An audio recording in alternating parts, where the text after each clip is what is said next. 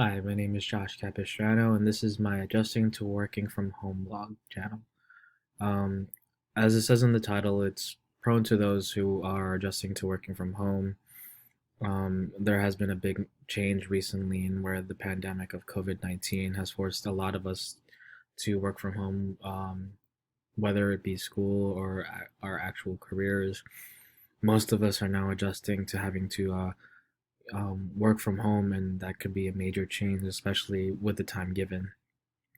And I've created this channel along with this blog to introduce that there are positive ways to go about this, and there are definitely ways to increase productivity without having to feel like you're not productive at work. Um, I did provide the link to my WordPress over here to the blog, and now we can continue to the video.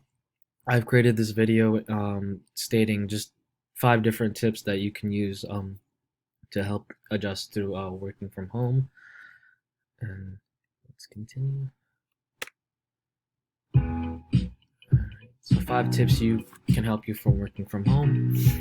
Tip number 1, dress for the day. I feel like that's such an important thing to follow your routine. Why? Because your body's used to it, and getting ready for the day is also being physical and mental prepared. And doing so helps you define a purpose for the remainder of the day instead of just working on it. Number 2 is to create an appropriate workspace. What I mean by that is you being at home, there are a lot of distractions such as kids, so on and so forth, and that's not something you should have to be productive. What you want to do is you want to create a designated workspace, and to do that, you want to limit distractions, have a nice quiet place, great lighting, and make sure it's tailored to the type of work you're doing. Tip number 3, very important, take your breaks. Sometimes when you're working these long hours, you feel burnt out, fatigued, or stressed. Things you can do is grab something to eat or stretch or walk around maybe every 2 hours or so.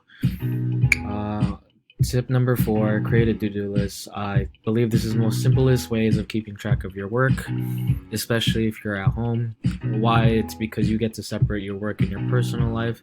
Make sure you're not collaborating on both. And finally, tip number 5, ergonomic positioning.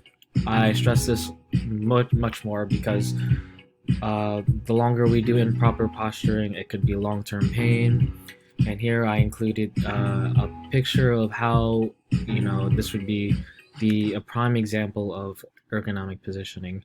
I did pause it so that you can get a better look at it. If you need to go back at it, it's right here.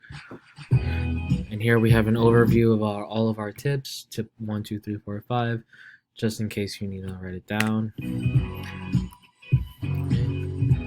And I had an interactive thing where I allowed commenters and audiences to share their different thoughts and different tips about what to do and such, either down there or on the blog.